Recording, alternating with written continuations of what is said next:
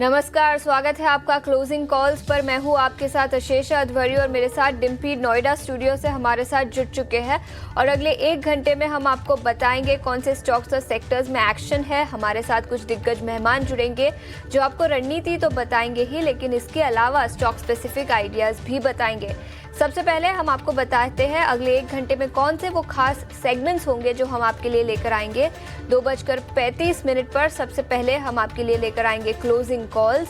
उसके बाद 2:50 पर हम आपके लिए लेकर आएंगे ऑप्शंस के चैंपियंस, फ्यूचर्स एंड ऑप्शंस में कहाँ है कमाई के मौके, उस पर नजर डालेंगे। 3 बजे मार्केट्स एट 3 हमारा खास सेगमेंट जहां पर स्टॉक स्पेसिफिक आइडियाज और कहां पर एक्शन दिखा है उस पर फोकस होगा। 3:15 पर BTST और STBT ट्रेड्स और 3:20 पर अगले हफ्ते और सोमवार के लिए कौन से वो बड़े ट्रिगर्स होंगे जहां पर आपको नजर रखनी चाहिए, उस पर भी चर्चा करेंगे। लेकिन सबसे पहले नजर डालेंगे बाजार की 5 बड़ी बातों पर जहां पर आज एक्शन दिखा है। सीमित दायरे में निफ्टी कारोबार करता हुआ 23,840 के पास करीब 0.4% की तेजी यहां पर दिखी है। 23,840 के आसपास निफ्टी। बैंक निफ्टी की बात करें तो 51,300 के पास बैंक निफ्टी कारोबार करता हुआ 140 अंकों की तेजी यहां पर भी दिखी है। ऑटो शेयरों में रफ्तार, M&M, टाटा मोटर्स जैसे कुछ स्टॉक्स ऑटो सेक्टर से जहां पर काफी एक्शन दिखा है। निफ्टी ऑटो इंडेक्स सबसे बड़ा सेक्टोरल गेनर, करीब 1.5% ऊपर। डैम कैपिटल की पॉजिटिव रिपोर्ट आई है जिसके चलते सभी ऑटो स्टॉक्स में आज एक्शन दिखा है। फार्मा की सेहत भी आज बेहतर होती हुई नजर आई। डॉक्टर रेड्डीज करीब 3% ऊपर, 1400 के पास ट्रेड करता हुआ डॉक्टर रेड्डीज। रियल्टी, मेटल और सरकारी बैंकों में आज के ट्रेडिंग सेशन में थोड़ी सी कमजोरी दिखी है। निफ्टी रियल्टी इंडेक्स पिछले कुछ दिनों से कमजोर रहा है, आज भी वो ट्रेंड कंटिन्यू हुआ। निफ्टी PSU बैंकिंग इंडेक्स आधे % की गिरावट के साथ कारोबार कर रहा है।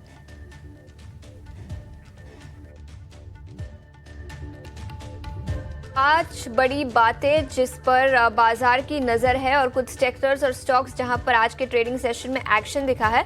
लेकिन सबसे पहले बाजार पर नज़र डालते हैं। 80 अंकों की तेजी के साथ 23,840 के आसपास कारोबार करता हुआ काफ़ी रेंज बाउंड ट्रेडिंग सेशन रहा है। याद रखें कल के सत्र में भी काफ़ी म्यूटेड एक्शन था और आज भी वैसा ही दिखा है।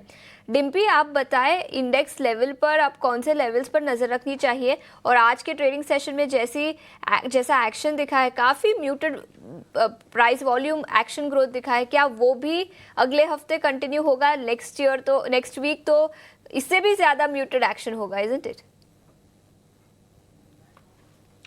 हाँ, ये होना ही चाहिए। और शेषा एक्चुअली में क्या है, जैसे आपको पता ही कि एक तो डेरिवेटिव एक्सपायरी भी आ गई, फिर ईयर एंडर है, आप जैसे बता भी रहे हैं ना, और फिर साथ में वीक का एंड भी आ रहा है। और फिर दूसरी इंपॉर्टेंट चीज़ है कि आपके पास अभी ट्रिगर ड्यू है, अभी आपके पास ट्रिगर्स भी नहीं है। अगर मैं मान भी लेता चलो वीकेंड है, ईयर एंड है, लेकिन एक कोई बड़ी बैठक का फैसला आना था, मान लेते है ना, RBI का फैसला आता या कोई US से कोई बड़ी इंपॉर्टेंट न्यूज़ आनी थी, कुछ भी ऐसा ट्रिगर भी नहीं है मेरे पास बताने के लिए जिससे मैं कह पाऊँ कि हाँ ये इंपॉर्टेंट चीज़ है जिसके वजह से मार्केट अपना रिदम को बदलेगा या उसको डिस्काउंट करेगा। हाँ, 1 तारीख को सेल्स के नंबर आएंगे, ऑटो सेल्स के नंबर।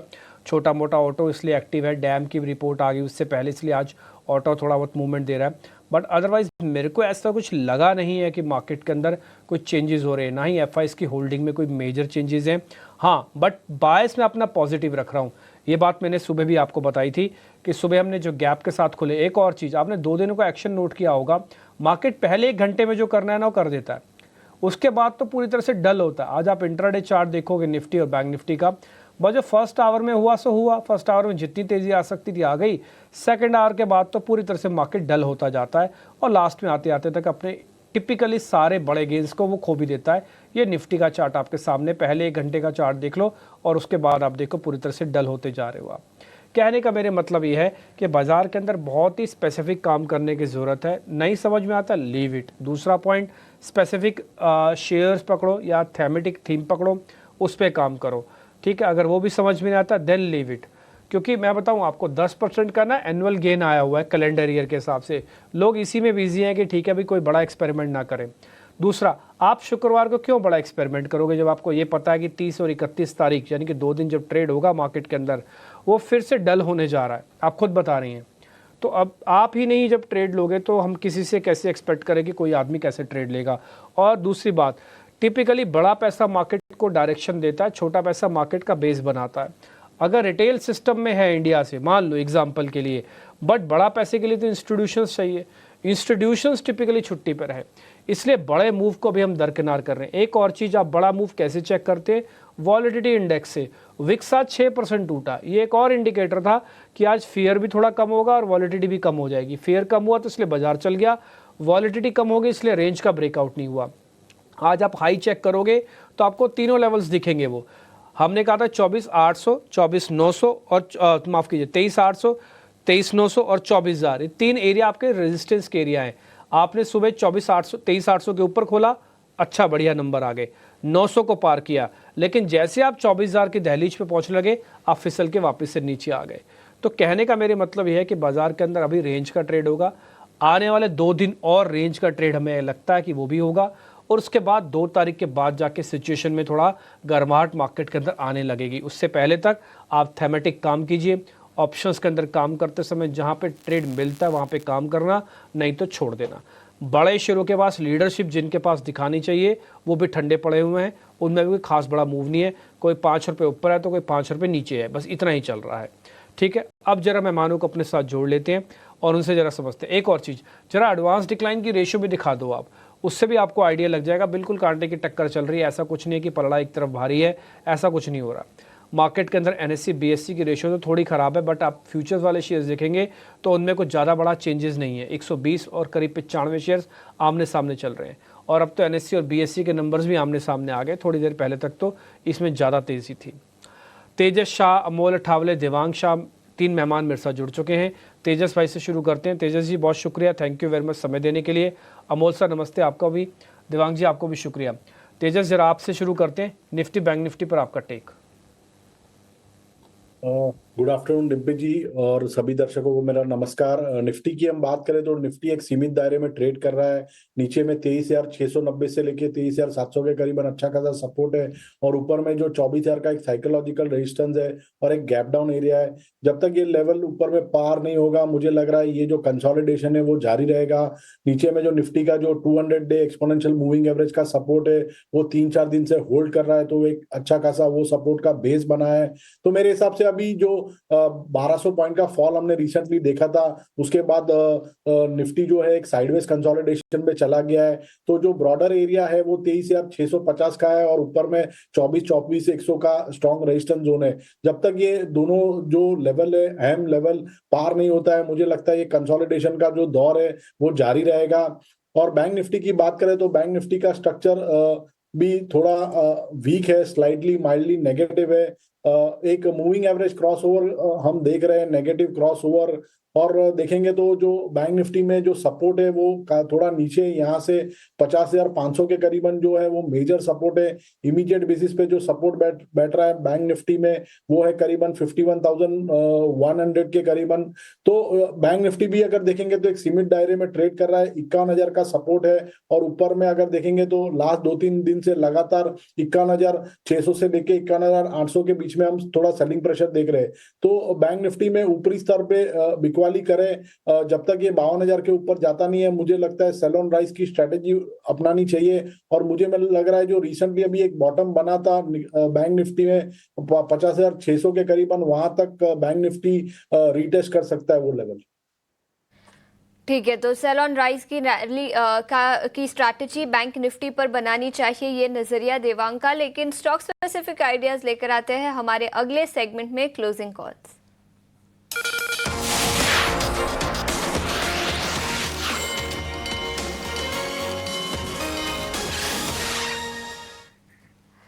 हफ्ते का आखिरी दिन और अगले हफ्ते में भी एक्शन काफी म्यूटेड होगा, लेकिन अमोल सबसे पहले आप बताएं स्टॉक स्पेसिफिक आइडियाज और कमाई के मौके आपको इन लेवल्स पर कहां नजर आ रहे हैं? जी नमस्ते and good afternoon. I think positional point of view से मैंने 2 स्टॉक पिक किए हैं। एक मैं ट्रेंड को फॉलो कर रहा हूँ तो एक रैडी को एक अच्छा लग रहा है पोजिशनल पॉइंट ऑफ व्यू से। 2545 के आसपास है अभी भी। पोजिशनली टारगेट निकल के आ रहे 2700 तक के, और स्टॉप लॉस उसका रहेगा 2485 का। इंटरेस्टिंग स्टेबल फॉर्मेशन है, higher high higher lows comfortably लग रहे हैं। 20 डे सिंपल मूविंग एवरेज के आसपास स्टॉक सपोर्ट ले रहा है, रिवर्सल भी काफ़ी प्रॉमिसिंग है। सो ओवरऑल अगर हम टेक्सचर देखते हैं तो पोजिशनल पॉइंट ऑफ व्यू से ज़रूर ये बाइंग मोमेंटम कंटिन्यू रहेगा, ऐसे फिलहाल तो चार्ट्स पे दिख के आ रहे हैं। दूसरा मैं एक मुथूट फाइनेंस के साथ जाना चाहूँगा। 2070 के आसपास मैंने पिक किया था, 2175 2200 तक के पोजिशनल टारगेट निकल के आ रहे हैं, और स्टॉप लॉस उसका रहेगा 2020। एक प्रॉमिसिंग रैली के बाद स्टॉक करेक्शन में था, यहाँ पे एक सपोर्ट लेके एक रिवर्सल फॉर्मेशन बनता हुआ दिख के आ रहा है। मुझे लगता है ओवरऑल सेटअप अच्छा है। अगर ये रिवर्सल कंटिन्यू रहता है तो आने वाले दिनों में एक टेक्निकल बाउंस बैक स्टॉक में देखने को मिल सकता है। इस पर खरीदारी की राय 2175 से 2200 तक के लेवल्स यहां पर नजर आ सकते हैं। और इसके अलावा अल्को बेवरेज इंडस्ट्री से रैडिको खैतान पर अमूल ने खरीदारी की राय दी है, जहां पर 2700 तक के लेवल्स नजर आ सकते हैं। तो दोनों स्टॉक्स रैडिको खैतान और मुथूट फाइनेंस पर खरीदारी की राय। तेजस, आप खरीदारी के मौके इन लेवल्स पर कहां देख रहे हैं? देखिए, अगर देखेंगे तो पिछले काफी दिनों से मार्केट में थोड़ा दबाव बना रहा है, तो जो डिफेंसिव सेक्टर है जैसे कि फार्मा सेक्टर, वो काफी अच्छा ट्रैक्शन दिखा रहा है। तो मेरे जो ट्रेडिंग आइडिया से दोनों फार्मा सेक्टर से है। पहला जो स्टॉक है वो है लुपिन लिमिटेड। लुपिन लिमिटेड में हम देखेंगे तो रिसेंटली ये स्टॉक ने एक डबल बॉटम पैटर्न बनाया था करीबन 1980 से लेके 2000 के बीच में, और रिसेंटली 2160 के ऊपर ये स्टॉक ने एक फ्रेश ब्रेकआउट दिया है, और एक मूविंग एवरेज क्रॉसओवर भी हमने स्पॉट किया है डेली चार्ट पे। तो मुझे लग रहा है कि ये स्टॉक जो अपना इसका प्रीवियस स्विंग हाई है 2312 का, वहां तक जा सकता है। तो करंट लेवल पे यहाँ डिप में खरीदारी करिए लुपिन लिमिटेड में। इसमें आपको स्टॉप लॉस लगाना है 1814 का, और पहला जो टारगेट रहेगा वो रहेगा 2290 का, और दूसरा लक्ष्य रहेगा 2340 का। और दूसरा जो मेरा स्टॉक है वो है सन फार्मा लिमिटेड। सन फार्मा में भी अगर देखेंगे तो ऑलमोस्ट 15 से 20 दिन के कंसोलिडेशन के बाद पिछले 2 सत्रों से हम ये स्टॉक में एक लगातार बाइंग स्ट्रेंथ देख रहे हैं। मूविंग एवरेज क्रॉसओवर भी आया है, और वीकली चार्ट सेटअप में भी काफी अच्छे कंसोलिडेशन के बाद एक फ्रेश ब्रेकआउट आया है। तो सन फार्मा में आप करंट भाव पे या डिप में खरीदारी कर सकते हैं। इसमें आपको स्टॉप लॉस लगाना है 1814 का। इसमें पहला लक्ष्य रहेगा 1915 का, और दूसरा लक्ष्य रहेगा 1960 का। फार्मा, दोनों ही स्टॉक्स फार्मा सेक्टर से सन फार्मा पर खरीदारी की राय 1915 से 1960 तक के लक्ष्य नजर आ सकते हैं, और लुपिन पर भी तेजस ने खरीदारी की राय दी है। देवांग, आपके कॉल्स कौन से होंगे? तो यहाँ पर मेरा भी फर्स्ट स्टॉक्स फार्मा सेक्टर्स में ल्यूपिन पे है। ओवरऑल चार्ट स्ट्रक्चर है काफी पॉजिटिव है, आज एक ब्रेकआउट भी देखने मिला है, तो ल्यूपिन खरीदने की सलाह है। स्टॉप लॉस 2180 का है, टारगेट 2310 का है। नेक्स्ट स्टॉक रहेगा यहाँ पे M&M। महिंद्रा एंड महिंद्रा की बात करें तो स्टॉक्स में लोअर साइड से एक रिवर्सल पैटर्न देखने मिला है। आज भी एक अच्छा मूव देखने मिला है स्टॉक के अंदर, तो हमें लगता है इसमें और अपसाइड देखने मिल सकता है। 3005 का स्टॉप लॉस रखना है 3150 के टारगेट के लिए। बिल्कुल, तो चलिए यहाँ पर फार्मा स्पेस पर हमारे एक्सपर्ट्स का भरोसा कायम है, और साथ ही ऑटोमोबाइल पर भी। और हो भी क्यों ना, डैम कैपिटल की ऑटो सेक्टर पर एक पॉजिटिव रिपोर्ट आई है, उसके ठीक बाद ऑटो सेक्टर में रफ्तार आज के सत्र में देखने को मिल रही है, और फार्मा स्पेस भी। इनफैक्ट जो टॉप सेक्टोरल गेनर्स हैं उस लिस्ट में सबसे आगे फार्मा और ऑटो, ये दोनों सेक्टर खड़े हैं। इसके अलावा भी बाजार में आज हम देख रहे हैं FMCG, banks and financials, selected mid cap और IT स्पेस में ट्रैक्शन बिल्टअप होता हुआ। रियल एस्टेट और मेटल जो है वो इस वक्त बैक सीट पर बैठे हैं। लेकिन खबरों के दम पर जहां पर एक्शन नजर आ रहा है, NBCC के चार्ट्स को एक बार पुल अप करना चाहिए। अच्छी मजबूती के बीच ये स्टॉक ट्रेड करता हुआ आप देख पाएंगे, और एक्सचेंजेस पर न्यूज़ फ्लो है, जिसके चलते एक न्यूज़ का इम्पैक्ट यहाँ नजर आ रहा है। कंपनी को दरअसल 368 करोड़ के डिफरेंट कैटेगरीज में ऑर्डर मिले हैं, और इसी के चलते स्टॉक में हम देख रहे हैं 1.5 से 2% तक की मजबूती की चाल NBCC के स्टॉक प्राइस में। तेजस, गुड आफ्टरनून, बताइए NBCC पर आपकी राय। 93-94 के लेवल्स पर इस वक्त स्टॉक ट्रेड करता हुआ। देखिए, एनबीसीसी की हम बात करें तो चार्ट स्ट्रक्चर अभी भी वीक है। आज के सत्र में हमने एक थोड़ी सी रैली देखी है, बट स्टॉक अभी भी लगातार लोअर टॉप लोअर बॉटम का फॉर्मेशन बना रहा है। और इसकी जो शॉर्ट टर्म मूविंग एवरेजेस है 20 दिन और 50 दिन की, उसके नीचे लगातार ट्रेड कर रहा है।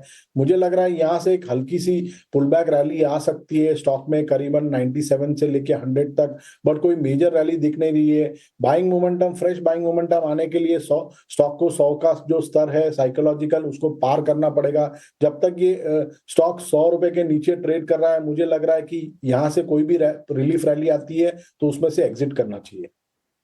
किसी भी रैली पे एक बार एग्जिट की ही पोजीशन लेने की राय अब भी यहां पर बनती हुई दिख रही है। फिलहाल सिर्फ और सिर्फ न्यूज फ्लो का इंपैक्ट है, टेक्निकली चार्ट्स पे कोई एक्शन या ट्रैक्शन नजर नहीं आ रहा है। एनबीसीसी वॉच लिस्ट में रख सकते हैं, लेकिन पोजीशंस फिलहाल नहीं बनानी है।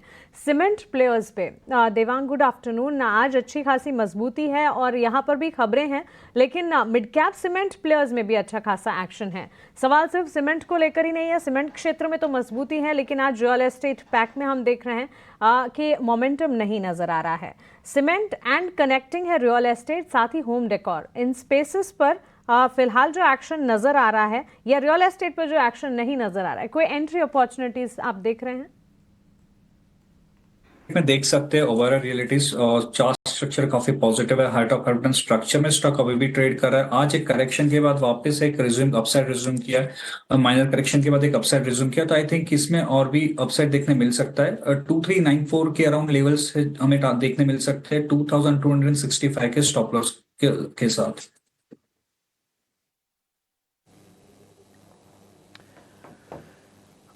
मेरे को तो, मैं आपको सच्ची बताऊँ, मेरे को तो ना ही शेयर्स मिल रहे हैं, ना ही कोई मार्केट का रिदम मिल रहा है। पूरी तरह से ठंडा मार्केट है और कुछ भी, ना ही मेरे को ऐसा कुछ बताने का दिख रहा है। हाँ, बस थोड़ा सावधान रहो। मार्केट के अंदर एक झटका सा लगता है, जैसे 20 पॉइंट का झटका एकदम से निफ्टी पे वापस लगा। अब हम वापस डेज लो की तरफ टेस्ट करने के लिए जा रहे हैं। 75 पॉइंट की सिर्फ बढ़त रह गई है और सारी की सारी बढ़त मार्केट ने एक साथ ही खो दी है वापस। ठीक है, थोड़ा सावधान रहो, बस और कुछ नहीं है। बस इतना ही पॉइंट मैं आपके सामने कहना चाहता हूँ। आते हैं कुछ और शेयर्स जरा चेक कर लेता हूँ, जहाँ पे अगर कुछ बनता है तो ट्रेड मैं पूछूंगा, नहीं तो। और सभी मेहमानों से मेरी रिक्वेस्ट है, सर अगर ट्रेड ना बनता हो ना तो मना कर देना, है ना, बिल्कुल मना कर देना। लिटरली जी ट्रेड ही नहीं लेना। आप भले उसका नाम है जो आप दे दोगे, मैं समझ जाऊँगा आप नहीं बताना चाहते उसके बारे में कुछ भी। एक बार ज़रा ट्रेंड चेक करना। अमोल, आप ज़रा चेक करो ट्रेंड, कोई ट्रेड बनता है तो ठीक है, नहीं तो फिर बता दो, छोड़ देंगे। आई थिंक इंटरेस्टिंग फॉर्मेशन है एक्चुअली। जो करेक्शन आ रहे थे मार्केट में ओवरऑल, तो स्टॉक इतना करेक्ट हुआ नहीं था, तो ये एक पॉजिटिव साइन है। दूसरा पॉजिटिव साइन स्टॉक में एक है कि स्टॉक कहीं ना कहीं रेंज से बाहर निकलने का कोशिश कर रहा है। मुझे लगता है ब्रेकआउट के लिए वेट करना चाहिए, या फिर आज का डे हाई जो 7220 अगर ये स्टॉक ब्रेक कर देता है तो आई थिंक बुलिश साइड का मोमेंटम स्टॉक में और बढ़ेगा। आई थिंक ये लेवल्स काफ़ी इंटरेस्टिंग है, बट ब्रेकआउट के लिए वेट करेंगे तो आई थिंक बेटर स्ट्रैटेजी रहेगी।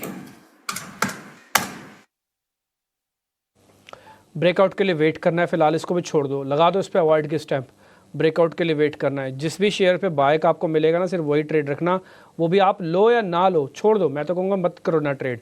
अगर आपको फिर भी वॉल्यूम थोड़ा कम रख के ट्रेड करना तो करना। देखो हमारी मजबूरी है ना, 24 घंटे का चैनल है, तो मार्केट चल रहा है, ट्रेड नहीं है, फिर भी पूछेंगे, अब कैसे बात होएगी? फिर बात कुछ ना कुछ तो होएगी ना, और मार्केट की ही होएगी। तो कोशिश तो कर रहे हैं कि और सारे एंगल्स भी मार्केट के धीरे धीरे करके आपके सामने सब लेके आते चले, बट आप थोड़ा अवेयर रहिएगा। जहाँ पर आपको जमता है वहीं काम करना, जहाँ नहीं जमता वहाँ छोड़ते रहना। हम अपनी तरफ से पूरी कोशिश कर रहे हैं कि फ़िल्टर लगा लगा के आपके सामने सारे शेयर्स रखें। एक और शेयर भी है मेरी लिस्ट में, 1 मिनट जस्ट, अब तो वॉल्यूम भी नहीं है तो कैसे बताऊँ आपको ढूंढ के। बिरला सॉफ्ट, एक बार तेजस आप इस शेयर को चेक करना, बिरला सॉफ्ट।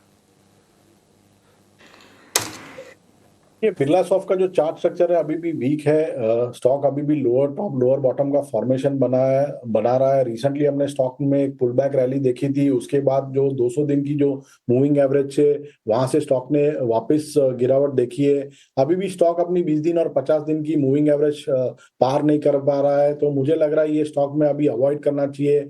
अगर यहाँ से कोई रैली आती है तो उसमें किसी की लॉन्ग पोजिशन अटकी हुई है तो एग्जिट करना चाहिए। फ्रेश कोई बाई ट्रिगर नहीं है स्टॉक। कोई बाय ट्रिगर नहीं है बिरला सॉफ्ट आईटी सेक्टर के स्टॉक में, लेकिन इस बीच वीएटेक वबाग स्टॉक पर भी नजर डालेंगे। 4.5% की तेजी के साथ कारोबार। यहां पर कंपनी को जाम्बिया से किसी कंपनी से वाटर ट्रीटमेंट प्लांट के लिए करीब 700 करोड़ के नए ऑर्डर्स मिले हैं। तो ऑर्डर विंस के दम पर वीएटेक वबाग स्टॉक में 4.5% की तेजी है। अमोल, क्या राय होगी आपकी इस स्टॉक पर? एक बहुत बड़े रैली के बाद स्टॉक में अभी थोड़ा सा करेक्टिव एक्शन हुआ था। लास्ट डेज में करेक्शन काफ़ी शार्प था एक्चुअली, कंसिस्टेंटली एक लोअर टॉप बनते गए थे इंट्राडे चार्ट्स पे। आज ज़रूर बाउंस बैक हुआ है, बट आई थिंक कंफर्मेशन नहीं है कि ये फ्रेश अप ट्रेंड है कि नहीं। तो मुझे लगता है थोड़ा वेट एंड वॉच करना चाहिए। लेवल्स अच्छे हैं ज़रूर, बट टेक्निकल फॉर्मेशन और थोड़ा स्टेबल होते तो आई थिंक इसके ऊपर ध्यान देना चाहिए। मुझे लगता है अगर 1700 का लेवल ये एक इम्पॉर्टेंट लेवल रहेगा। आज का टॉप भी अगर हम देखते हैं तो उसी के आसपास लगा था और उसी से थोड़ा सा दबाव देखने को मिला था स्टॉक में। आई थिंक अगर 1700 का लेवल क्रॉस होता है तो स्टॉक में पॉजिटिव मोमेंटम बढ़ने के चांसेस चार्ट्स पे दिख गया है। ऑन द फ्लिप साइड एक 1600 का सपोर्ट है जो इमीडिएट बेसिस पे शॉर्ट टर्म ट्रेडर्स के लिए इंपॉर्टेंट लेवल रहेगा। 1600 और 1700 के ऊपर स्टॉक में बुलिश मोमेंटम बढ़ने के चांसेस फिलहाल तो चार्ट्स पे दिख गया है। वेट एंड वॉच की सलाह वीएटेक वबाग पर और 1700 के बाद बुलिश स्टांस यहां पर बनता हुआ नजर आ सकता है। इस बीच जेएसडब्ल्यू इंफ्रा, सुबह भी शो में हमने इस स्टॉक पर नजर डाली थी। मोतीलाल ओसवाल का टॉप पिक है 2025 के लिए। खरीदारी की राय रखी है, 375 रुपए प्रति शेयर का लक्ष्य दिखा है और इसी रिपोर्ट के चलते 4.5% की जोरदार तेजी यहां पर दिखी है। मोतीलाल ओसवाल का मानना है कि कार्गो वॉल्यूम्स 22% तक ग्रोथ कर सकते हैं अगले 3 साल में। इंडस्ट्री वॉल्यूम ग्रोथ केवल 3% का होगा, लेकिन कंपनी आउट परफॉर्म करती हुई नजर आ सकती है। तो टॉप पिक 2025 के लिए मोतीलाल ओसवाल का, जिसके चलते 4.5% की तेजी यहां पर है। तेजस, क्या राय होगी आपकी इस स्टॉक पर? देखिए, जेएसडब्ल्यू इंफ्रा की हम बात करें तो इसमें एक ट्रेडिंग अपॉर्चुनिटी है फॉर 1 और 2 डेज। ऐसा कोई बड़ा मूव एक्सपेक्ट नहीं कर रहे हैं, बट आज के सत्र में हमने एक स्टॉक में एक अच्छी खासी स्ट्रेंथ देखी है और स्टॉक आज के दिन में ही अपनी 20 दिन और 50 दिन की मूविंग एवरेज के ऊपर ट्रेड कर रहा है और 4-5 दिन के कंसोलिडेशन के बाद हमने एक फ्रेश इंट्राडे ब्रेकआउट देखा है स्टॉक में अबाउट 319। तो मेरे हिसाब से किसका अगर 2-3 दिन का नजरिया है तो ये स्टॉक में करंट भाव पे या डिप में खरीदारी कर सकते हैं विद स्टॉप लॉस बिलो 312 और इसमें पहला लक्ष्य रहेगा 335 का और दूसरा लक्ष्य रहेगा 338 का। तो शॉर्ट टर्म ट्रेडिंग 2-3 दिन के लिए कर सकते हैं 312 के स्टॉप लॉस के साथ। ठीक है, तो जेएसडब्ल्यू इंफ्रा पर ये नजरिया मोतीलाल ओसवाल की रिपोर्ट के चलते 4.5% की तेजी यहां पर दिखी है। लेकिन एक और बड़ी खबर पर नजर डालते हैं और वो है डॉलर। और रुपया डॉलर के मुकाबले काफ़ी एक्सपेंसिव होता हुआ नजर आया। डॉलर के मुकाबले इतनी तेज़ी क्यों दिखी है, ये बताने के लिए अब हमारे साथ विश्वमोहन जुड़ चुके हैं। विश्वमोहन, बताएं कौन से फैक्टर्स हैं जिसके चलते यहाँ पर कमज़ोरी दिखी है? देखिए, अगर रुपए में अगर गिरावट की अगर बात करें तो इस साल अब तक 3% से ज़्यादा की गिरावट डॉलर के मुकाबले आ चुकी है।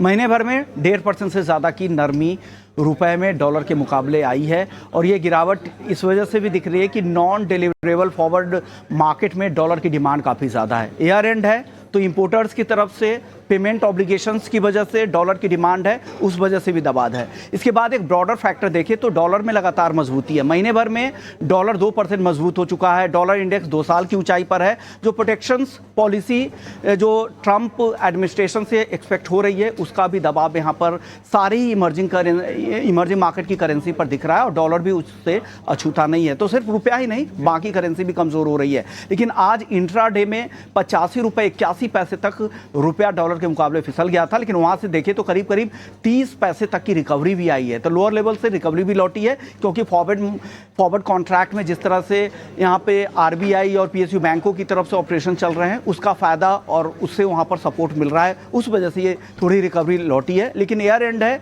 इंपोर्टर्स की तरफ से डिमांड डॉलर की काफ़ी ज़्यादा है, उसका दबाव है। और दूसरी तरफ हम देख ही रहे हैं कि नवंबर के महीने में जो ट्रेड डेफिसिट के जो नंबर थे वो रिकॉर्ड लेवल पर है, आगे भी ये बढ़ता ही जाएगा। एक्सपोर्ट्स में कुछ रिवाइवल की संभावना नहीं लग रही है कि क्योंकि ग्लोबल डिमांड भी कमज़ोर है। तो सारे फैक्टर्स रुपए को फिलहाल सपोर्ट नहीं कर रहे हैं। अब देखते हैं आने वाले हफ्ते में, आने वाले दिनों में रुपए को कितना सपोर्ट आगे मिलता है, जिसके चलते रुपये को सपोर्ट नहीं मिला। विश्वमोहन, शुक्रिया पूरी डिटेल्स के साथ हमारे साथ जुड़ने के लिए। एक छोटे से ब्रेक के लिए रुकेंगे, लेकिन ब्रेक के बाद कई और स्टॉक्स और सेक्टर्स पर नजर डालेंगे। बने रहिए हमारे साथ।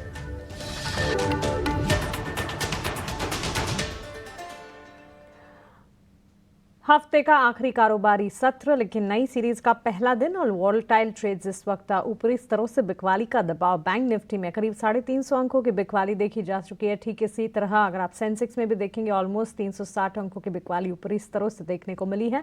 इसी तरह की तस्वीर निफ्टी में और साथ ही ब्रॉडर मार्केट्स में भी नजर आएगी। फियर इंडिकेटर इंडिया विक्स पर नजर होनी चाहिए क्योंकि वो कंफर्ट लेवल्स पर इस वक्त नजर आ रहा है, जहां हम लगातार आपको बता भी रहे थे कि इंडिया विक्स जो है सेंटिमेंट्स तब बेहतर होते हुए नजर आएंगे जब ये 14 के नीचे जाता दिखेगा। और इस वक्त अगर आप देखें 5-5.5% की गिरावट है और 13 के लेवल्स के आसपास। सो क्लियरली इंडिया विक्स वहां से कंसर्न जरूर कम होते हुए देखने को मिले हैं, लेकिन बावजूद इसके मार्केट में इस वक्त अगर आप देखेंगे दिन के उच्चतम स्तरों से कमजोरी ही हावी होती हुई इंडेक्सेस, मेजर इंडेक्सेस, बेंचमार्क्स और साथ ही ब्रॉडर मार्केट्स में भी नजर आ रही है। स्टॉक स्पेसिफिक कुछ तमाम मूव्स हैं, जैसे कि कोचिन शिपयार्ड के स्टॉक को देखिए। अडानी पोर्ट ने लार्जेस्ट ऑर्डर प्लेस किया है 8 टग्स का वर्थ 450 करोड़। अब ये टग्स क्या होते हैं? टग्स छोटे वेसल्स होते हैं ये छोटे वेसल्स, लेकिन ये बड़े बड़े शिप्स को सेफ रखने का काम करते हैं और इन्हीं का ऑर्डर मिला है कोचिन शिपयार्ड को 450 करोड़ का। ये खबर है और उसके चलते हम देख रहे हैं स्टॉक में जबरदस्त मोमेंटम। अपर सर्किट पर चल रहा है ये स्टॉक, लेकिन अमोल ओवरऑल पर्सपेक्टिव कैसे देख रहे हैं Cochin shipyard ship building space पर? आपका नजरिया क्या है? जी, आई थिंक ओवरऑल अगर हम कोचिन शिपयार्ड के बारे में देखते हैं तो एक रैली के बाद एक बहुत बड़ा करेक्शन हुआ था बीच में, कंसिस्टेंट लोअर टॉप फॉर्मेशन बन रहे थे और उसके बाद जो बाउंस बैक आया था उसके बाद ये स्टॉक कहीं ना कहीं कंसोलिडेट करता हुआ दिख रहा है। आज जरूर 5% अप है, बट मुझे लगता है कि थोड़ा वेट करना चाहिए। पोजिशनल पॉइंट ऑफ व्यू से ज़रूर ये लेवल थोड़े से प्रॉमिसिंग लग रहे हैं। 1450, 1430 इमीडिएट सपोर्ट लेवल रहेंगे, but on the higher side कहीं ना कहीं 1650 और 1700 ये एक रेजिस्टेंस लेवल का भी काम करेंगे। मुझे लगता है शॉर्ट टर्म में थोड़ा वेट एंड वॉच रहना चाहिए। पोजिशनल पॉइंट ऑफ व्यू से जरूर ये स्टॉक इंटरेस्टिंग लेवल पे है। On short term basis watch list में रखे, पोजिशनल नजरिया पॉजिटिव नजर आ रहा है, एक्सपर्ट्स के रेडार पर भी है और यहाँ पर आज न्यूज फ्लो के चलते का इम्पैक्ट पॉजिटिव आउटलुक बनता हुआ अपर सर्किट पर कोचिन शिपयार्ड 1540 के लेवल्स के आसपास। मार्केट एट 3 हमारे इस सेगमेंट में आइए जान लेते हैं कि इस वक्त कौन सी खबर है जो कि बाजार में आपके जानने लायक हैं। गौरव है हमारे साथ ये सारी की सारी खबरें लेकर। गुड आफ्टरनून गौरव, आप बताइए। तो आज अगर हम बात करें मार्केट एट 3 की, तो जैसे आपने कहा था कि कोचिन शिपयार्ड, उस पर तो हम आते ही हैं, बट इसके अलावा बात करते हैं विएटेक वाबा की भी। यहाँ पे भी खबर है कि कंपनी को जो है नया ऑर्डर मिला है 700 करोड़ का। ये जो ऑर्डर है वो जाम्बिया से मिला है, जिसके लिए कंपनी जो है वो डिसैलिनेशन प्रोजेक्ट जो है वो बनाने वाली है। और उसके बाद इस स्टॉक में भी हमने देखा तेजी देखने को मिली थी। एनटीपीसी ग्रीन की अगर बात करें तो वहाँ पर भी एक न्यूज़ फ्लो है। जो फर्स्ट पार्ट था 37.5 मेगावाट की कैपेसिटी का, 200 मेगावाट का एक टोटल प्रोजेक्ट है, उसमें से जो फर्स्ट पार्ट है वो अभी जो है वो ऑपरेशनलाइज हुआ है और इसके बाद हमने देखा कि इसमें भी तेजी देखने को मिली। अगर हम बात करें इसके अलावा एनबीसीसी की, तो यहाँ पे भी कंपनी को एक नया ऑर्डर मिला है 368 करोड़ का। ये जो ऑर्डर है वो मिला है और ये जो कंपनी है, अगर हम बात करें ट्रैक रिकॉर्ड की, तो इसी महीने में लगभग 9 ऐसे नोटिफिकेशन आए हैं जहाँ पे कंपनी को एक तो ऑर्डर मिला है या फिर कंपनी जो है वो अपॉइंट हुई है प्रोजेक्ट मैनेजर की तरफ से। तो इसके चलते हुए एनबीसीसी पे भी नजर रखना काफ़ी ज़रूरी है। इसके अलावा बात करते हैं पाराडीप फॉस्फेट की। यहाँ पे कंपनी का जो एक प्लांट था अमोनिया और यूरिया का, जो कि गोवा में सिचुएटेड था, वो कुछ दिनों के लिए बंद था। कंपनी ने अभी कहा है कि वहाँ पे प्रोडक्शन लेवल जो है वो चालू हो गया है और इसके बाद हमने देखा यहाँ पे भी तेजी देखने को मिली थी। और आखिर में जैसे आपने कहा कि कोचिन शिपयार्ड एक स्टार स्टॉक रहा है आज के दिन का, लगभग 5% के अपर सर्किट पे जाके अभी रुका है और उसका मेन रीज़न ये है कि इंडिया का लार्जेस्ट जो ऑर्डर है टग्स का, वो उसको मिला है अदानी पोर्ट्स की तरफ से। जो 8 टग है वो बनाने वाला है कोचिन शिपयार्ड। 450 करोड़ का ये ऑर्डर है और जो डिलीवरी है वो दिसंबर 2026 से चालू होने वाली है। इसके बाद हमने देखा जबरदस्त तेजी इस स्टॉक में भी देखने को मिली। तो खबरों के दम पे इन सब स्टॉक्स पे आज के दिन में काफ़ी अच्छा एक्शन देखने को मिला। आगे जाके भी इन सब स्टॉक्स में नजर रखना काफ़ी ज़्यादा ज़रूरी रहेगा। तो बहुत शुक्रिया आपका ये सारी खबरें हमें बताने के लिए। तो देखिए खबरें कम हैं, चुनिंदा न्यूज़ फ्लोज हैं, लेकिन न्यूज़ फ्लोज का इम्पैक्ट बाजार पर इस वक्त ज़रूर देखने को मिला है। एनबीसीसी की बात कर गए गौरव, कोचिन शिपयार्ड, ये स्टॉक्स हम हमारे एक्सपर्ट से भी जान रहे हैं, उनका नज़रिया भी देख रहे हैं। विएटेक वाबाक पर भी खबर है, एनटीपीसी ग्रीन एनर्जी पर भी एक खबर है, पैरादीप फॉस्फेट गोवा में अमोनिया यूरिया प्लांट में दोबारा इन्होंने कामकाज शुरू किया है। सो ये सारे न्यूज़ फ्लो और न्यूज़ फ्लो का मोमेंटम इम्पैक्ट इस वक्त नजर आ रहा है क्योंकि बाजार में इस वक्त जो ट्रिगर्स हैं वो लिमिटेड है। लेकिन एनटीपीसी ग्रीन और साथ ही एनटीपीसी दोनों स्टॉक्स पर एक नज़र होनी चाहिए। मजबूती आज नज़र आ रही है अमोल, आपसे जानना चाहेंगे, ऑफ कोर्स यहाँ डेटा पॉइंट्स कम हो सकते हैं, लेकिन ग्रीन एनर्जी स्पेस की ही अगर बात करें, लिस्टेड प्लेयर्स ग्रीन एनर्जी में जो चुनिंदा है उस पर आपकी राय क्या होगी? और गुजरात में क्षमता वाले प्रोजेक्ट्स की शुरुआत जो कंपनी ने की है, इसके चलते एनटीपीसी ग्रीन फिलहाल फोकस रेडार पर है। तो आई थिंक एनटीपीसी ग्रीन का अगर आप बात करते हैं तो डेटा ज़रूर कम है, तो मैं थोड़ा सा इमीडिएट व्यू भी शायद दे पाऊंगा। मुझे लगता है कि एक रैली के बाद स्टॉक में एक करेक्शन था, आज ज़रूर टर्न अराउंड हुआ है, आज अराउंड 3% तक रैली हुआ है स्टॉक में। लेवल्स अच्छे है, 125 का एक स्टॉक ने सपोर्ट लिया है, अगर उसके ऊपर रहता है तो ये जो बुलिश सेंटिमेंट बना हुआ है वो कंटिन्यू रह सकता है। ऑन द हायर साइड 138 140 तक ये जा सकता है। दूसरा, आपने एनटीपीसी भी पूछा था शायद से, तो मैं एनटीपीसी का भी जवाब दे देता हूँ। बड़ा करेक्शन हुआ है स्टॉक में ये क्वार्टर में, अगर हम देखते तो 25% तक का करेक्शन हुआ है, काफ़ी ओवरसोल्ड है, लेवल्स काफ़ी प्रॉमिसिंग है, रिवर्सल के लिए वेट करना चाहिए, बट लेवल्स के ऊपर ज़रूर ध्यान दे सकते हैं। मुझे लगता है 335 340 अगर ये स्टॉक सक्सेसफुली क्लियर कर देता है तो आने वाले दिनों में एक sharp technical bounce back stock में देखने को मिल सकता है।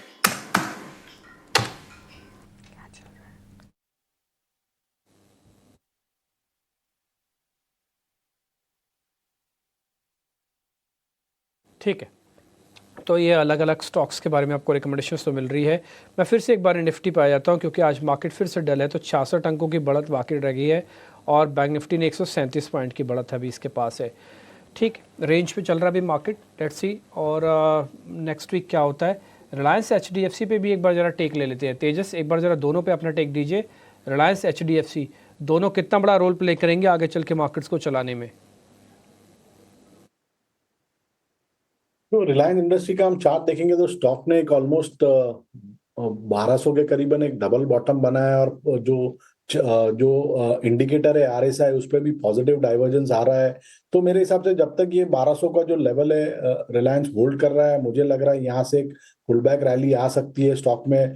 ऊपर में 1255 का इमीडिएट बेसिस पे रेजिस्टेंस है, और वो अगर सरपास करता है तो 1280 तक के भी हम लेवल देख सकते हैं। तो मेरे हिसाब से एक रिलीफ रैली मैं एक्सपेक्ट कर रहा हूँ रिलायंस में। जब तक ये स्टॉक 1200 के ऊपर है, there is a strong possibility यहाँ से एक रिलीफ रैली आ सकती है। और HDFC बैंक की बात करें तो HDFC बैंक का चार्ट स्ट्रक्चर अभी भी स्ट्रांग है। स्टॉक अपनी 50 दिन की जो मूविंग एवरेज है उसको होल्ड कर रहा है, जो करीबन है 1780 के करीबन। तो overall banking as a space मुझे लग रहा है जब तक इसका जो 200 दिन की मूविंग एवरेज है जो 50,500 के करीबन है, वो जब तक होल्ड करता है, बैंकिंग एज अ सेक्टर अभी भी ठीक है, कोई मेजर फॉल नहीं लग रहा है। और HDFC बैंक की हम बात करें तो जब तक ये स्टॉक 1775 1780 के करीबन ट्रेड कर रहा है, मुझे लग रहा है थोड़ा बायस माइल्डली पॉजिटिव है। तो ये नज़रिया HDFC बैंक पर, लेकिन ट्रेडिंग के लिहाज से कुछ आइडियाज़ हमने दे दिए और अभी डिम्पी बता रहे थे ज़्यादा कुछ एक्शन भी नहीं है, तो फंडामेंटल आइडियाज़ आपके लिए लेकर आते हैं। और 2025 में कौन से बड़े सेक्टर्स और थीम्स होंगे जहां पर आपको नज़र रखनी चाहिए? हमने कोटक AMC के मैनेजिंग डायरेक्टर नीलेश सास से बात की, आइए आपको सुनाते हैं। करीब 10% का रिटर्न आया है सर इस साल कैलेंडर ईयर के अंदर निफ्टी के अंदर। मैं आपसे ये पता करना चाहता हूँ, मैं देखिए मैं परसेंटेज वाले मसले में आपको फंसाऊंगा नहीं कि आप मेरे को बता दीजिए परसेंटेज कितना रिटर्न आएगा, बट आप मेरे को ये बता सकते हैं कि मार्केट का ग्रे एरिया कौन सा और ग्रीन एरिया कौन सा है, ताकि थोड़ा हम अपने आप को बचा पाएँ, थोड़ा अपने आप से हम होमवर्क कर पाएँ। तो ग्रीन एरिया और ग्रे एरिया वो मार्क कर दीजिए जरा आप।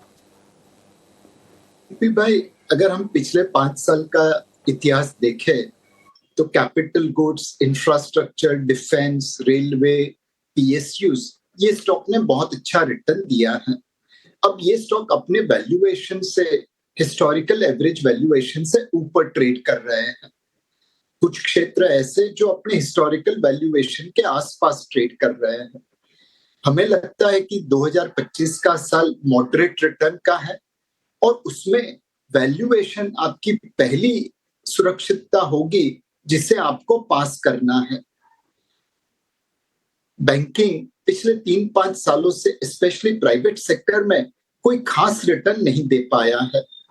जो बैंक का क्रेडिट कल्चर अच्छा है, जिन्होंने माइक्रो फाइनेंस, अनसिक्योर्ड लेंडिंग और पर्सनल लोन में ज्यादा पैसा नहीं लगाया है, वह बैंक 2025 में मार्केट को आउट परफॉर्म करेंगे, ऐसी हमारी उम्मीद है।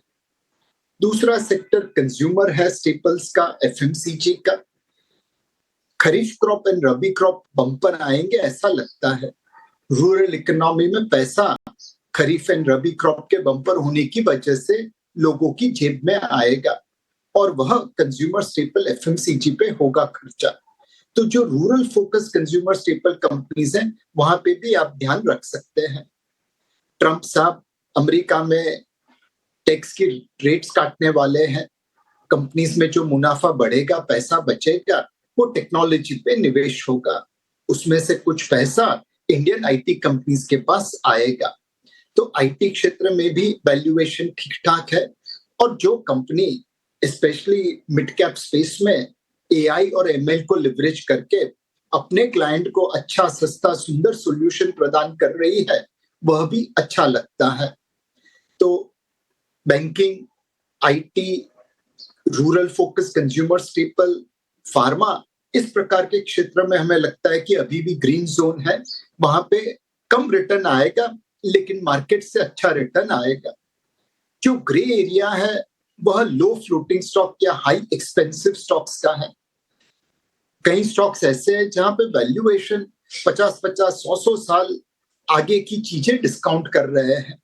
हमें लगता है यह कंपनी बिजनेस तो अच्छा करेंगी बट उनके नतीजे मार्केट की उम्मीद से कम होंगे और इसीलिए हाई वैल्यूएशन सेक्टर्स में थोड़ा ध्यान रखिए। एक क्षेत्र है लो फ्लोटिंग स्टॉक का, कहीं पे 5% बाजार में माल है, कहीं पे 15% माल है। माल बाजार में कम है तो कुछ लोग मिलके इसके भाव को इन्फ्लुएंस कर सकते हैं। उनकी बाइंग और सेलिंग इन शेयर्स की वैल्यूएशन को ऊपर नीचे करती रहती है। तो हमें लगता है कि लो फ्लोटिंग स्टॉक काउंटर में भी ध्यान रखना चाहिए। ऐसे एरिया में जाना चाहिए, ऐसे कंपनीज में निवेश करना चाहिए जहां पे हाई फ्लोटिंग स्टॉक हो और बाजार की प्राइस डिस्कवरी इन्फ्लुएंस नहीं हो, कंट्रोल नहीं हो, रियल हो।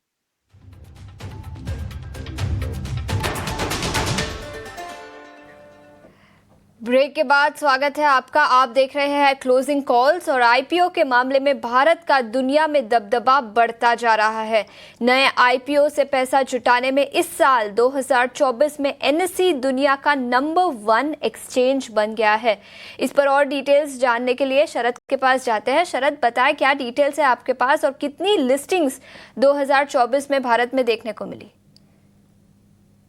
जी बिल्कुल, 2024 भारत के लिए एक शानदार साल रहा है अगर आईपीओ की बात करें तो। और इंटरेस्टिंगली एनएसई जो है एकमात्र एक्सचेंज है जहां पे आईपीओ जो साइज है वो सबसे ज़्यादा पूरे विश्व में देखने मिली है। एनएसई में देखा जाए तो $17.3 बिलियन का जो है टोटल फंड रेज आया है सिर्फ एनएसई में। ये जो है पिछाड़ दिया है नैस्डैक को भी और एनवाईएसई को भी। दोनों ही यूएस के जो है एक्सचेंजेस है, इनका जो रेंज है लगभग 15.9 to 16.5 बिलियन आता है। इसके अलावा चौथे और पांचवें पोजीशन पे जो है हांगकांग स्टॉक एक्सचेंज और शंघाई स्टॉक एक्सचेंज है, जहां पे कुल फंड रेज जो है आईपीओ के जरिए सिर्फ 8 से लेके $10 बिलियन तक हुआ है। यानी कि इस साल का बादशाह एनएसई है और इंडिया के जो है सबसे ज़्यादा आईपीओ जो है एक एक्सचेंज से आया है, तो ये एक बड़ी रिकॉर्ड बन जाती है। लेकिन याद रखिए चाइना को भी जो है पिछाड़ दिया इंडिया अगर आईपीओ की बात करें एक्सचेंजेस के ज़रिए। और इंटरेस्टिंगली जो फास्ट ग्रोइंग भारत की जो मार्केट है, यहाँ पे सिर्फ यूएसई है जो एकमात्र कंपनी देश है जहाँ पे उन्होंने ज़्यादा रेज की है लिस्टिंग्स के ज़रिए। इसके अलावा कंपनी जो है भारत के हाई वैल्यूएशंस, अच्छी ग्रोथ प्रॉस्पेक्ट्स के कारण जो है एमएनसीज भी आ रहे हैं, बड़े बड़े कंपनीज की जो है लिस्टिंग भी हुई है। और अगर हम बात करें कि आईपीओ की संख्या के आंकड़े क्या है तो भारत की संख्या देखिए 150 से 2 गुना हो गया 2 साल में, 310 लिस्टिंग्स हुई है। वही अमेरिका की बात करें तो मॉडरेटेड है और चीन की देखें तो भारी गिरावट आई है 2024 में, क्योंकि उनके रेगुलेटरी इश्यूज में भी थोड़ी दबाव आई है कैपिटल मार्केट्स को लेके। ये तो आईपीओ की संख्या हुई, लेकिन आईपीओ की वैल्यू क्या है लिस्टिंग्स की, इसको भी स्क्रीन पे लाते हैं। तो यहाँ पे देखिए भारत का जो बढ़ा है 2023 से 2024 में 2 गुना हो गया है आईपीओ की वैल्यू। वही अगर अमेरिका की बात करें तो यहाँ पे भी ग्रोथ आया है बट उतना स्ट्रेंथ नहीं जितना भारत का देखा है। पर चीन का देखिए, इसका जो है भारी गिरावट आया, $50 बिलियन लास्ट ईयर था और अब जो है सिर्फ $8 बिलियन का है। तो आप देख सकते हैं चीन में भारी गिरावट आई है अगर आईपीओ की बात करें तो ये ओवरऑल जो है आईपीओ की गाथा मैंने आपको बताई, जहाँ पे भारत जो है आप कह सकते हैं सबसे बड़ा एक्सचेंज हो गया अगर आईपीओ के बारे में बात करें तो एनएससी ने $17 बिलियन से ज़्यादा का जो है आईपीओ प्रोसीड्स देखने मिले हैं इस साल। बिल्कुल शरद, शुक्रिया। बड़ी ही इंटरेस्टिंग डिटेल्स आप बता रहे हैं। इनफैक्ट अमेरिका के बाद लिस्टिंग्स के लिहाज से, वैल्यू के लिहाज से अगर आप देखें तो भारत दूसरे नंबर पर, दूसरे पायदान पर है, जहां आईपीओ की लिस्टिंग ज़बरदस्त होती हुई दिख रही है। और इसका ताज़ा उदाहरण आज सुबह सुबह ही हम नीलेश शाह के साथ डिस्कस भी कर रहे थे कि सिर्फ और सिर्फ दिसंबर के महीने में 15 आईपीओज जो हैं, 15 कंपनियाँ लिस्ट होती हुई देखने को मिली। और इसकी इशू साइज़ की, क्यूमुलेटिव इशू साइज़ की इन 15 आईपीओज की देखें तो ऑलमोस्ट 25,000 करोड़ के भी पार जाती हुई दिखी। सो ये एक संकेत भी है, इंडिकेशन भी है कि ग्रोइंग मार्केट और भारत की ग्रोथ स्टोरी जो है इंटैक्ट है, क्योंकि कई सारे प्लेयर्स, कई सारी कंपनियां हैं जो कि लिस्टेड कैटेगरी में उतर रही हैं और आने वाले साल में भी ये लिस्ट जो है वो बिल्कुल लंबी ही है। ये डिटेल्स और ये रिसर्च लेकिन आपके लिए। ल्यूपिन के स्टॉक प्राइस को एक बार देखते हैं। करीब 2% की तेजी यहाँ पर देखने को मिली है। हमारे एक्सपर्ट्स के रेडार पर भी रहा है ये स्टॉक और इस वक्त अगर आप देखें तो क्लियरली मजबूती के साइंस यहाँ पर इंटैक्ट हैं। इसके अलावा कुछ और स्टॉक्स जहाँ पर एक्शन नज़र आ रहा है, ये है महिंद्रा एंड महिंद्रा का काउंटर। पूरे के पूरे स्पेस में ही अच्छा खासा एक्शन है और इस वक्त अगर आप देखेंगे स्टॉक में मजबूती जो है वो बिल्कुल इंटैक्ट। हमारे जो एक्सपर्ट्स जुड़े हैं, देवांग के रेडार पर ल्यूपिन रहा और साथ ही तेजस आपके भी रेडार पर ल्यूपिन था। स्टॉक में मजबूती है, बीटीएसटी का कैंडिडेट बन रहा है आपके हिसाब से, और साथ ही इसके अलावा भी बीटीएसटी की लिस्ट में अगर कोई और स्टॉक है तो बताएं।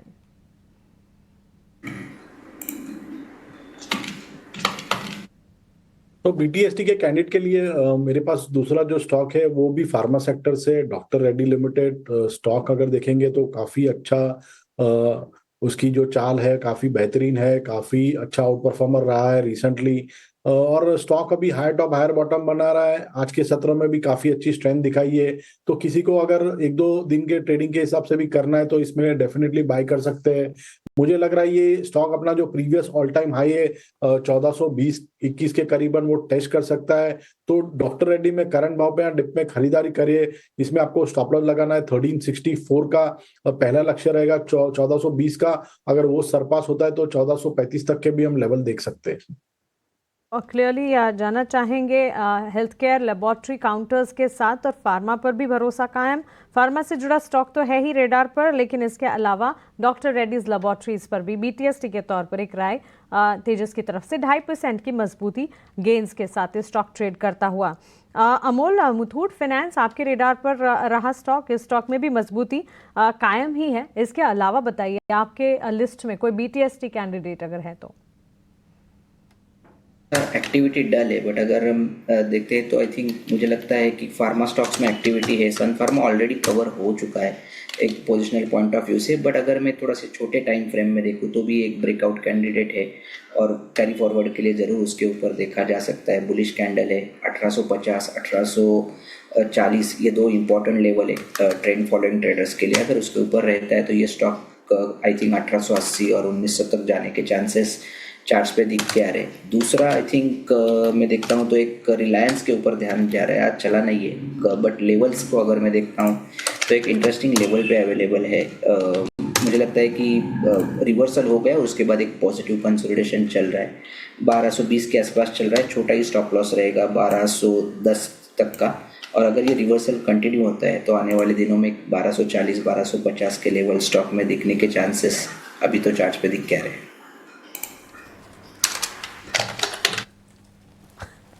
ठीक है, खैर पिछले आप देखें 2:30 बजे हमने कार्यक्रम शुरू किया था, अभी 3:15 बज चुकी है, यानी कि पौने घंटे के अंदर आपको बामुश्किल से निफ्टी थोड़ा बहुत करेक्ट हुआ है, वो भी कितना 20-30 पॉइंट एथिकली देखा जाए तो।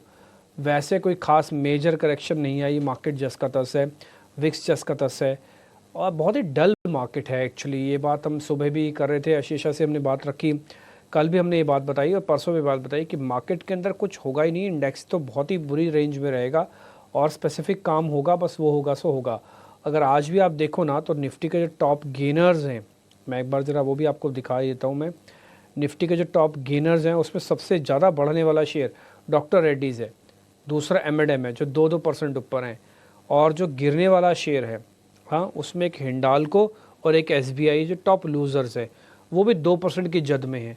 यानी कि अगर आप शेयर्स ढूंढ रहे हैं ना मैक्सिमम शेयर्स तेज़ी वाले, तो वो भी 2% से ऊपर का कोई भी ट्रेड नहीं मिलेगा आपको। 2-2.5% डॉक्टर रेड्डीज और 2-1% करीब M&M है बस, और एक इंडसन भी है 2%, और नहीं है कोई 50 शेयरों की सूची में से। और अगर आप इसी को 200 शेयर्स की सूची कर देते हैं तो आपको थोड़े बहुत स्टॉक्स मिलेंगे जहाँ पर आज मोमेंटो काफ़ी अच्छा है। उसमें से मैं एक शेयर पकड़ता हूँ, वो है ओरेकल फाइनेंस का, 3-3.5% ऊपर है। तेजस जरा इस शेयर को भी चेक करना, ओरेकल फाइनेंस, OFSS के नाम से मिलेगा आपको ये शेयर। डेफिनेटली काफी अच्छा स्टॉक है। इसका जो चार्ट स्ट्रक्चर है काफी स्ट्रांग है। Stock higher top higher bottom के फॉर्मेशन बना रहा है। रिसेंटली स्टॉक ने एक ऑलमोस्ट 13,000 के करीबन का स्तर छू के हमने हल्की सी मुनाफा वसूली देखी थी, और पिछले 3 सत्रों से स्टॉक एक साइडवेज कंसोलिडेशन में था। आज के सत्र में स्टॉक ने 20 दिन की मूविंग एवरेज का सपोर्ट लेके रिकवरी दिखाई और स्ट्रेंथ दिखाई है। तो मुझे लग रहा है ये स्टॉक में अभी नेक्स्ट 2-3 दिन में 13,000 तक के स्तर छू सकता है। तो यहाँ से 2 से 2.5% की अपमूव पॉसिबल है स्टॉक में। ठीक है, थोड़ा और पॉसिबल है तो इसको बाय की कैटेगरी में डाला जा सकता है। अगर बाय है आपके पास तो फिर एवरेज वगैरह मत करना, वॉल्यूम और ज़्यादा भरना नहीं, और ओरेकल फाइनेंस को सिर्फ कैरी कर लेना, बस इतना ही पॉइंट है। इसको शॉर्ट वॉट करना नहीं, अभी आपके पास नहीं करना चाहते भले मत लो आप, लेकिन शॉर्ट नहीं करना। हाँ, इस चीज़ का ध्यान रखना। एक दो चीज़ मैं अब और आपको ज़रा नोटिस कराता हूँ। मैं निफ्टी 500 वाले जो शेयर्स देख रहा हूँ ना, तो उसमें जिसने आउट परफॉर्मेंस दिया है उसमें एक देवयानी भी है। ज़रा हफ्ते भर का चार्ट दिखाना, देवयानी का 1 वीक का चार्ट दिखाना। देवयानी इंटरनेशनल के नाम से होगा वो, ठीक है। और एक इंटेलेक्ट डिज़ाइन का भी दिखाना।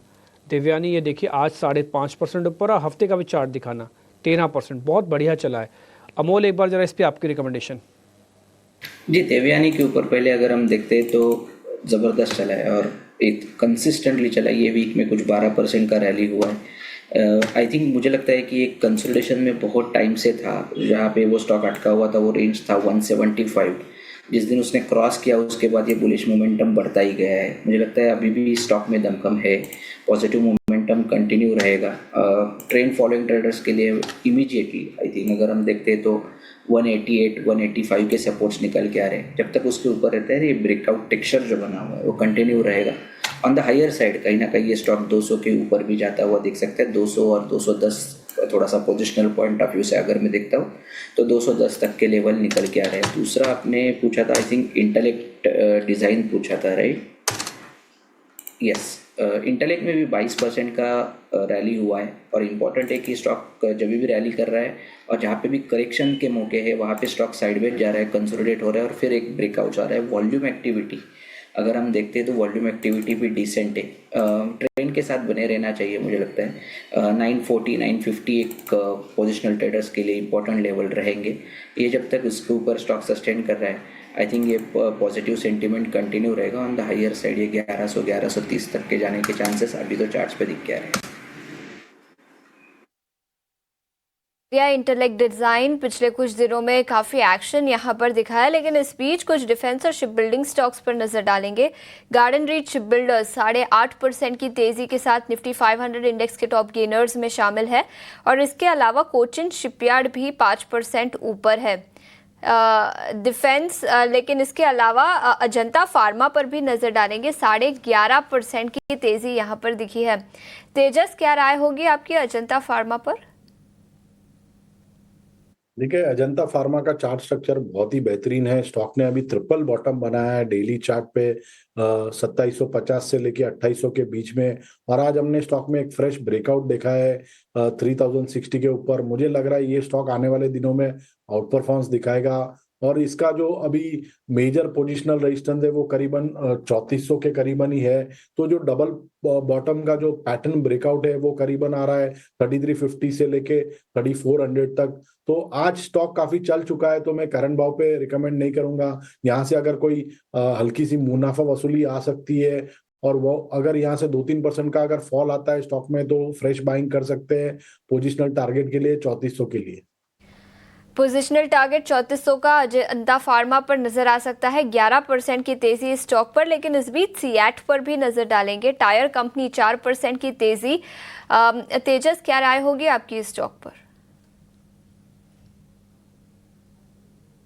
सीएट टायर की हम बात करें तो स्टॉक में हमने एक रिसेंटली एक स्विंग हाई देखा था 3575 के करीबन, और उसके बाद लगातार स्टॉक में हमने एक मुनाफा वसूली देखी, और स्टॉक ने रिसेंटली इसकी जो 50 दिन की जो मूविंग एवरेज थी करीबन 3000 के करीबन, वहां पे सपोर्ट लेके वापस स्ट्रेंथ दिखाई है। पिछले 2 सत्रों से देखेंगे तो 20 दिन की मूविंग एवरेज के ऊपर भी कंसिस्टेंटली ट्रेड कर रहा है। मुझे लग रहा है ये स्टॉक भी आने वाले दिनों में थोड़ा आउट परफॉर्मेंस दिखा सकता है। बाय ऑन डिप्स की रणनीति रखनी चाहिए स्टॉक में। जब तक ये स्टॉक 3090 के ऊपर ट्रेड कर रहा है, स्टॉक आउट परफॉर्मेंस दिखा सकता है। और ऊपर में जो लेवल बैठ के आ रहे हैं वो है करीबन 3390 के करीबन पहला रेजिस्टेंस है, और वो अगर सरपास होता है तो 3575 तक के भी लेवल आ सकते हैं। तो बाय ऑन डिप्स की रणनीति रखिए आप सीएट लिमिटेड में। गिरावट में खरीदारी की रणनीति, जबरदस्त चार्ट स्ट्रक्चर। सीएट में आज भी 4% के गेन्स हम देख रहे हैं और मजबूती के साइंस आगे भी नजर आ रहे हैं।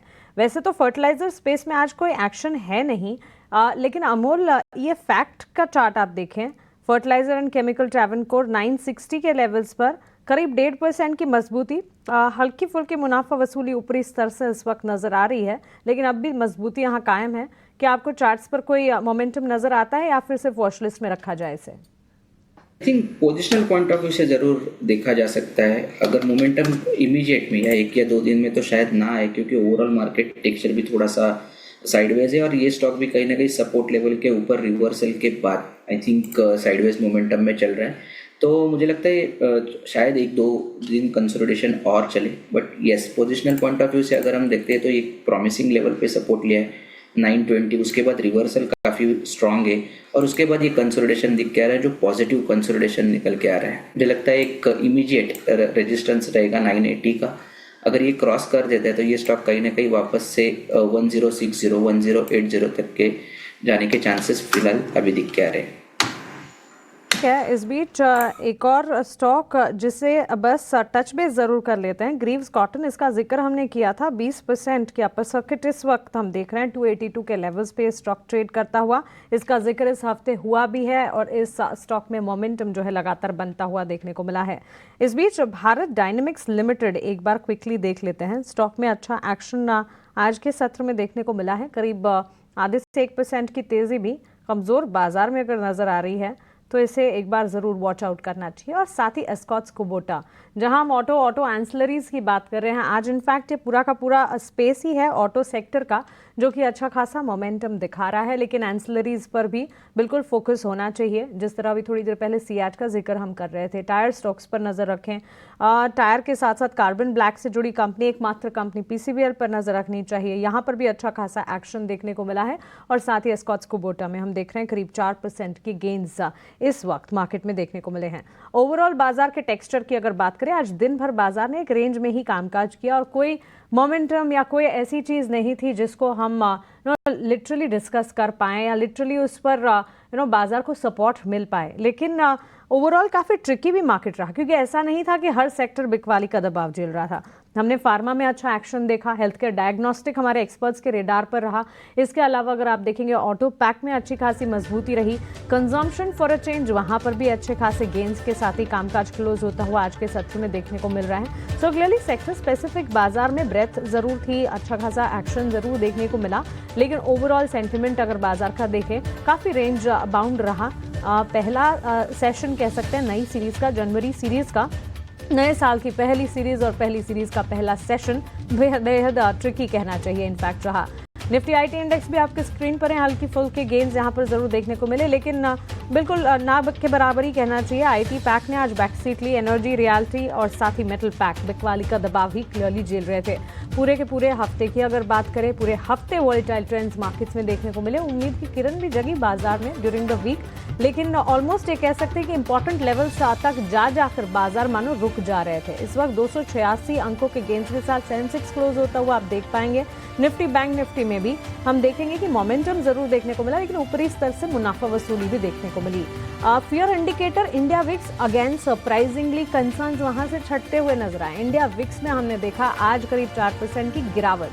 फियर अपर इंडिकेटर में गिरावट जो है ये एक बेटर साइन है। और इस वक्त अगर आप देखें 6% की गिरावट और कंफर्ट लेवल के पास आता हुआ 14 के नीचे 14 के लेवल्स के नीचे जो ये इंडिया विक्स इस वक्त ट्रेड कर रहा है। तो कंसर्न्स बाजार के लिए काफी कम है वहां से, लेकिन बावजूद इसके बाजार का मूड माहौल जो है काफी ज्यादा वॉलेटाइल रहा। एडवांस डिक्लाइन आपके स्क्रीन पर 1278 एडवांसेस के सामने महज 1344 डिक्लाइंस। तो एडवांसेस का पलड़ा यहां पर भी भारी।